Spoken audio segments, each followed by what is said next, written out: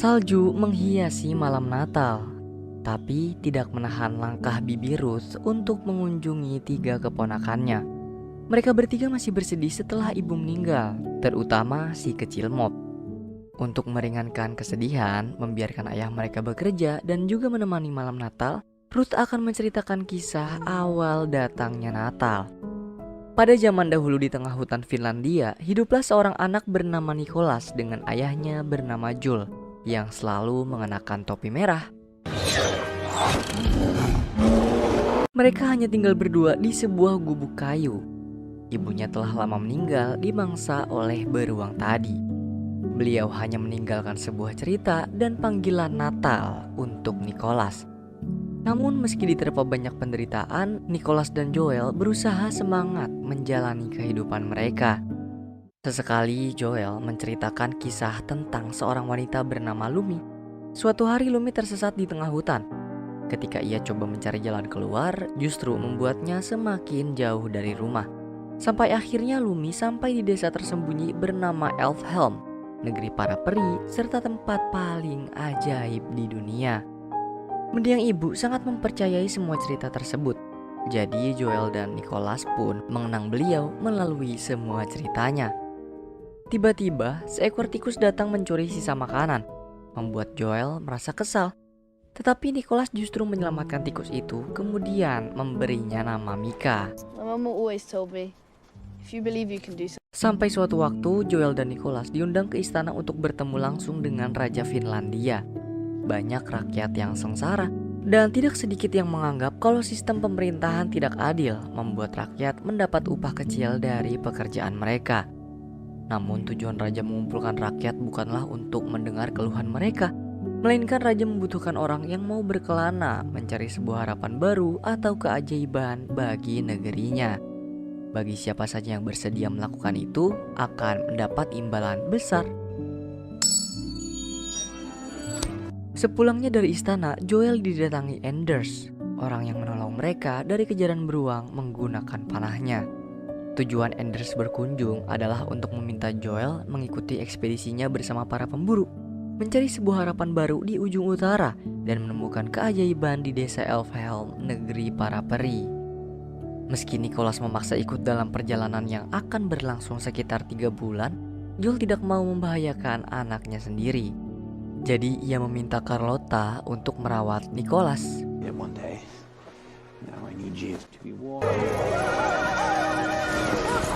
Seperginya Joel melakukan pencarian, Carlotta menunjukkan sifat aslinya. Ia tidak mengizinkan Nicholas tidur di dalam rumahnya sendiri dan membuang Mika bersama beberapa barang miliknya. Tetapi Nicholas tidak terlalu memperdulikan hal tersebut. Kepolosan dan skill bertahan hidupnya membuat Nicholas sanggup bertahan meski mendapat berbagai siksaan dari Carlotta. Berminggu-minggu telah berlalu. Joel belum kembali dari pencariannya membuat Carlotta semakin muak. Ia tega memasak boneka lobak buatan mendiang ibu Nicholas dan membakar topi milik ayahnya. Nah, dari kejahatan tersebut justru membuka sebuah rahasia dari dalam topi. Nicholas menyadari kalau rajutan topi buatan mendiang ibu menunjukkan sebuah peta yang mengarah ke desa Elfhelm.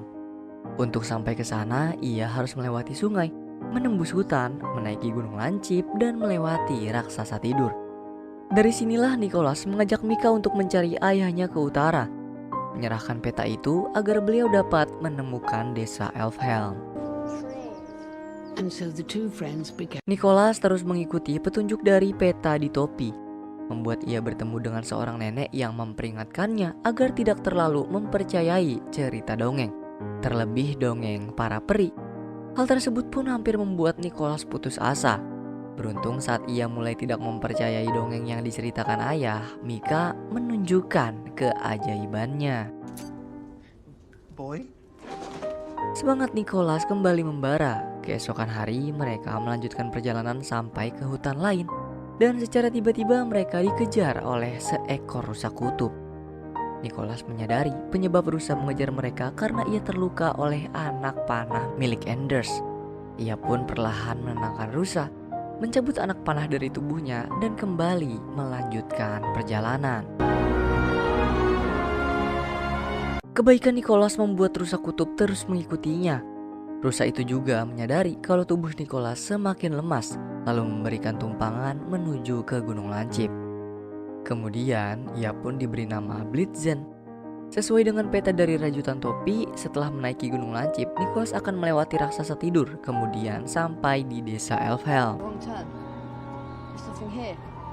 Akan tetapi Nicholas tidak melihat apapun selain hamparan salju membentang sejauh mata memandang. Keraguannya juga semakin besar setelah melihat pisau milik ayah tertinggal di atas salju.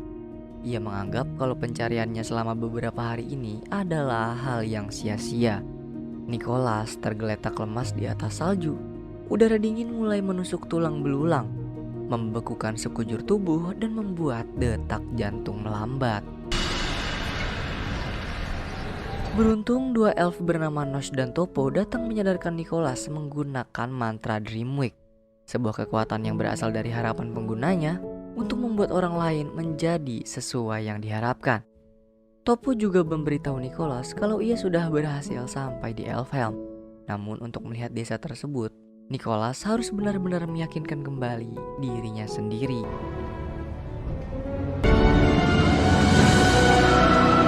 Inilah Elfhelm, negeri ajaib para peri.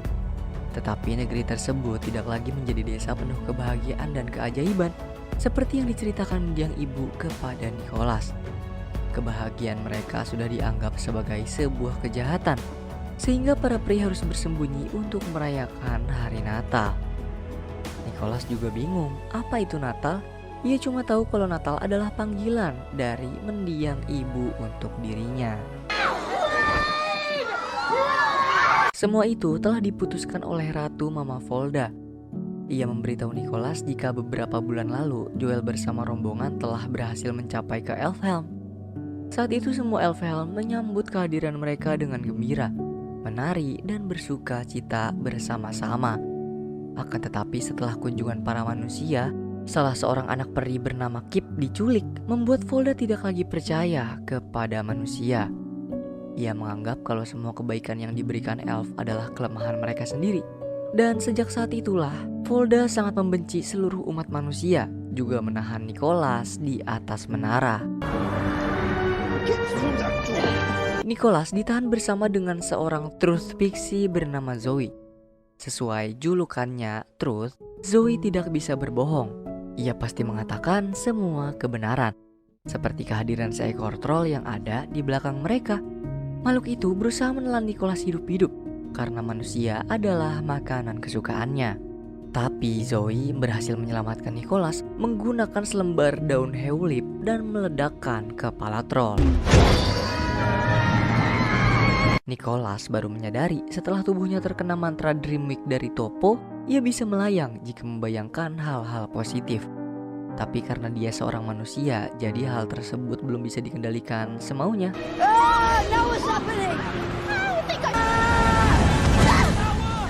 Semua elf telah menganggap bahwa keberadaan manusia merupakan ancaman untuk mereka.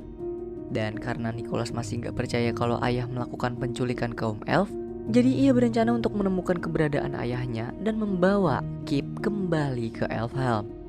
Zoe juga ikut membantu Nicholas menggunakan petasan buatannya karena telah menjadikannya seorang teman. Begitupun dengan Nosh, ia masih percaya dengan adanya keajaiban dan menolong Nicholas dengan membawakan Blitzen untuk kabur dari kejaran penjaga. Setelah beberapa hari terlewati, Nicholas, Mika, dan Blitzen harus terus mencari keberadaan ayah sampai akhirnya mereka tiba di hutan belantara lain. Disinilah Nicholas berjumpa dengan Kip, terkurung di dalam kandang bak binatang buruan. Ia juga mengetahui fakta sebenarnya, bahwa sudah sedari awal Anders mengajak Joel ikut rombongan pemburu untuk menculik seorang elf dari desa Elfhelm. Hal tersebut mereka lakukan guna membuktikan bahwa memang benar harapan dan keajaiban desa Elfhelm itu ada di wilayah utara. Padahal yang diinginkan Joel hanya untuk mendapatkan imbalan besar dari raja agar ia bisa menghidupi Nicholas dengan lebih baik. Joel berhasil mengelabui Anders. Apa yang dia lakukan semalam untuk menyelamatkan anaknya sendiri. Anders terlambat mengetahui Joel sudah membebaskan Blitzen dan Kip. kemudian bersama-sama kabur, membawanya kembali ke desa Elfhelm. Anders mengerahkan semua anjing bersama pemburu lain untuk menangkap mereka bagaimanapun caranya. Di saat genting seperti inilah, pengaruh mantra Dreamwake dari Topo membuat Nicholas bisa menerbangkan Blitzen, dan Joel rela mengorbankan diri demi menolong anaknya. Please, Papa, no! Buat Joel, berduka demi pengorbanan untuk darah daging sendiri merupakan hal yang sangat berharga. Dan untuk menuntaskan pengorbanan beliau, Nicholas akan memulangkan Kip ke Elfhelm untuk memperbaiki semua kesalahan mendiang ayahnya. Keberhasilan Nicholas itu disaksikan oleh para elf yang sedang dikumpulkan oleh Mama Volda. Mereka sangat senang atas kembalinya Kip. Akhirnya harapan dan kebahagiaan akan terus ada di Elfhelm. Para elf tidak tahu cara membalas jasa Nicole. Mereka hanya menghadiahkan beberapa mainan buatan elf untuknya. Selama Nicole hidup, ia hanya memiliki satu lobak busuk buatan mendiang ibu untuk dimainkan. Dan setelah mendapatkan hadiah tersebut, Nicholas berinisiatif membuat banyak mainan bersama elf guna menciptakan harapan dan keajaiban untuk rajanya. Namun sebelum Nicholas berangkat, Mama Volda masih tidak terima dengan keberadaan manusia di antara para elf. Menurutnya umat manusia akan tetap menjadi ancaman untuk mereka.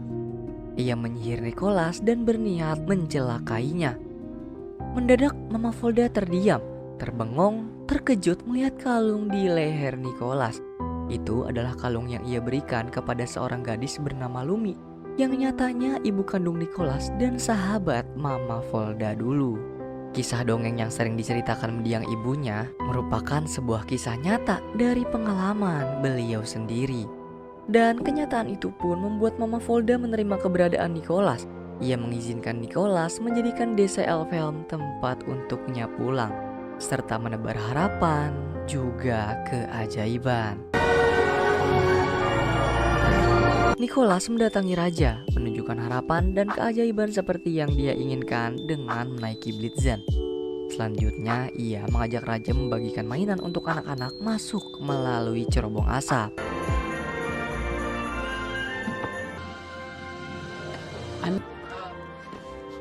Melihat kebahagiaan rakyatnya, raja memutuskan untuk menjadikan hal tersebut sebagai tugas rutin setiap tahun kepada Nicholas. Sebab hanya Nicholas yang pantas menebar sukacita dari menyayangi dan disayangi ke semua orang. Ia juga tidak lupa menunjukkan keajaiban kepada Bibi Carlotta. Semenjak saat itulah semua anak mendapatkan hadiah dan menyebutnya sebagai hari Natal. Bahkan sampai saat ini, Mop bersama kedua kakak dan ayahnya bisa menikmati keajaiban tersebut ada di depan mata mereka. Kebahagiaan adalah pilihan. Bisa dimaknai bahwa diri kita sendiri sumber kebahagiaan itu.